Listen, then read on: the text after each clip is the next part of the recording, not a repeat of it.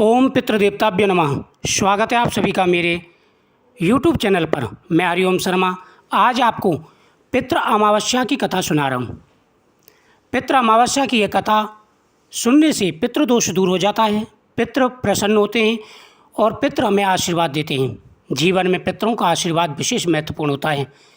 जो अपने पितरों का ध्यान रखते हैं, पितृपक्ष में पितरों की पूजा करते हैं, पितरों उनके ऊपर सदा ही प्रसन्न रहते हैं और पितरों का आशीर्वाद उनके ऊपर सदा ही बना रहता है। अगर आपके ऊपर पितृदोष है तो आपको कई परेशानियों का सामना करना पड़ सकता है।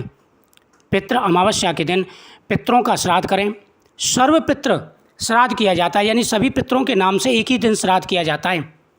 साथ ही इस कथा का श्रवण भी करना चाहिए। पूरे प्रसन्नता के साथ में पितरों को विदा करें। प्रत्येक अमावस्या को इस कथा को सुनें, इससे पितृ सदा ही प्रसन्न रहते हैं। महीने में अमावस्या आती है, वह पितरों के नाम से ही होती है, इसलिए प्रत्येक व्यक्ति को पितरों की पूजा जरूर करनी चाहिए। श्राद्ध पक्ष में सर्वपितृ अमावस्या का बहुत ही महत्वपूर्ण है महत्व होता है। यह पितरों को विदा करने की अंतिम तिथि होती है। अगर कोई श्राद्ध तिथि में किसी कारण से श्राद्ध ना कर पाया हो या फिर श्राद्ध की तिथि मालूम ना हो तो सर्वपितृ श्राद्ध अमावस्या पर श्राद्ध किया जा सकता है। देवताओं के पितृगण अग्नि वास्तु जो सोमपत लोक में निवास करते हैं, उनकी मानसी कन्या अचोदा नाम की एक नदी के रूप में अवस्थित हुई। मत्स्य पुराण में अचोदा सरोवर और अचोदा नदी का जिक्र मिलता है, जो कि कश्मीर में स्थित है।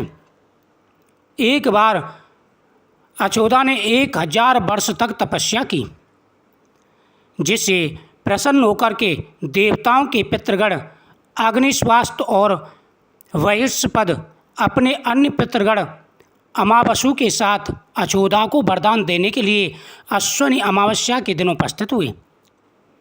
उन्होंने अचोदा से कहा कि हे पुत्री, हम सभी तुम्हारी तपस्या से अति प्रसन्न हैं, इसलिए जो चाहो वर मांग लो।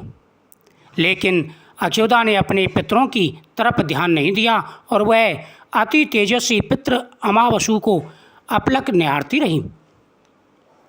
जब पितृगण बार बार कह रहे थे कि पुत्री, तुमने तपस्या की है, तुम वरदान मांगो, लेकिन अचोदा का ध्यान सिर्फ पितृवसु के अमावस के पास तरफ था।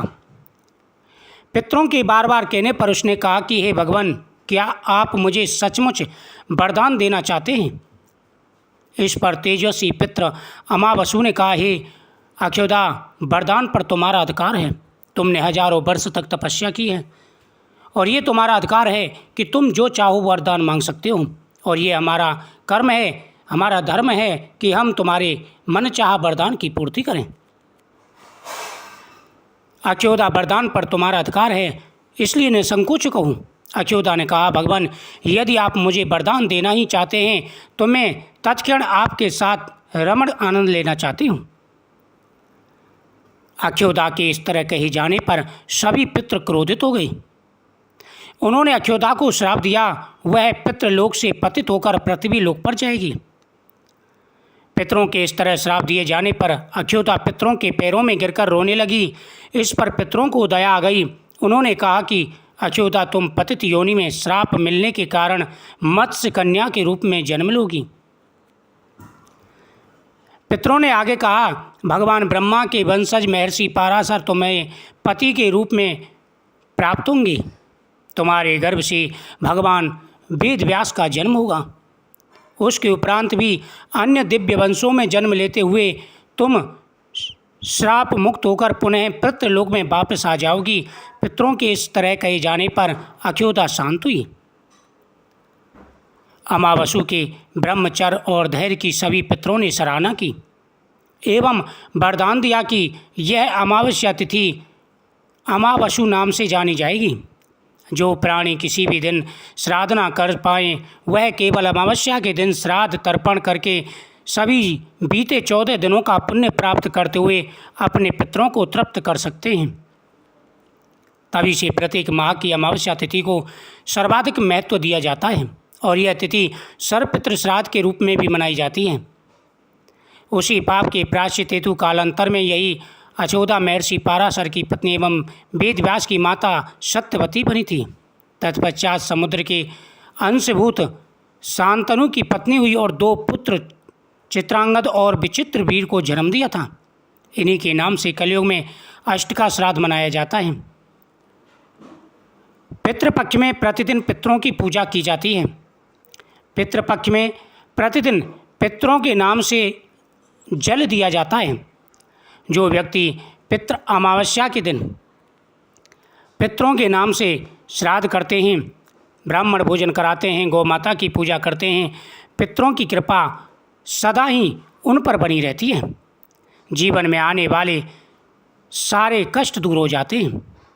जो व्यक्ति श्रद्धा और विश्वास से नमन कर अपने पितरों को विदा करता है, उसके पितृदेव उसके ऊपर घर पर सदा ही खुशियाँ बरसाते हैं। जिस घर के पितृ प्रसन्न होते हैं, उस घर में पुत्र व मंगलिक कार्य संपन्न होते रहते हैं। जो व्यक्ति श्रद्धा और विश्वास से नमन कर अपने पितरों को सदा ही प्रसन्न रखता है, जीवन में वह भी प्रसन्न रहता है। जो व्यक्ति श्रद्धा और विश्वास से सदा ही पितरों के सामने दीपदान करता है, उसके पितृ उस पर प्रसन्न रहते हैं। सर्वपितृ अमावस्या के दिन जो व्यक्ति पूरे विश्वास के साथ में अपने पितरों की पूजा करते हैं और साथ ही घर पर आए हुए अतिथि की पूजा करते हैं, उन पर पितृ सदा ही प्रसन्न रहते हैं। जो व्यक्ति पितृपक्ष में पीपल वृक्ष के नीचे दीपक जला करके परिक्रमा करते हैं, उनके ऊपर पितृ सदा ही प्रसन्न रहते हैं। जो व्यक्ति पितृपक्ष में इस कथा का श्रवण करते हैं, उनके ऊपर पितरों की सदा ही कृपा बनी रहती है। गरुड़ पुराण के अनुसार भी पितृ अमावस्या का विशेष महत्व मिलता है, काफ़ी वर्णन मिलता है। इस बार अमावस्या काफ़ी शुभ योग में पड़ रही है। गरुड़ पुराण का पाठ और कथा मृत्यु के बाद एक आत्मा के मार्ग का वर्णन करती है और हमारे पूर्वजों की दिव्यगंत आत्मा को सद्गति, उचित पद और मोक्ष प्रदान करती है। इस अनुष्ठान को पूरी भक्ति के साथ करने से मनोकामनाएं पूरी होती हैं। इस लोक पृथ्वी और परलोक स्वर्गीय निवास दोनों को सुख की प्राप्ति होती है। जो व्यक्ति पितृपक्ष में प्रतिदिन गीता का पाठ करते हैं, पितरों के सामने गीता के 7वें अध्याय का पाठ करते हैं, पितरों के नाम से दान करते हैं, अन्नदान, जलदान देते हैं, पितृ अपने वंशजों से सदा ही प्रसन्न रहते हैं। प्रत्येक अमावस्या के दिन जब भी महीने की अमावस्या आती है, इस कथा को जरूर सुनें और पितरों के नाम से दान पुण्य जरूर करें। जीवन में आ रहे सारे कष्ट, सारी परेशानियां दूर हो जाएंगी। इस दिन पितरों के सामने दीपक जला करके सभी घर वाले हाथ जोड़ के खड़े हो जाएं। मंत्रहीनम क्रियाहीनम भक्तिहीनम सुरेश्वरा यद पूजितम मया देवम परिपूर्णम पितृदेवता। इसी प्रकार से पितृदेवताओं से प्रार्थना करें कि हे पितृदेवताओं, हम पूजा पाठ मंत्र विधि कुछ नहीं जानते, आप प्रसन्न हो, हमारे ऊपर अपनी कृपा दृष्टि बनाए रखें। उसके बाद पितरों के सामने दीपक जलाएं, पुष्प अर्पण करें, उनको जो है मिष्टान खिलाएं। उसके बाद एक लोटे में जल लेकर के कुछ दूर तक आप जल डालते हुए पितरों को विदा करके आएँ।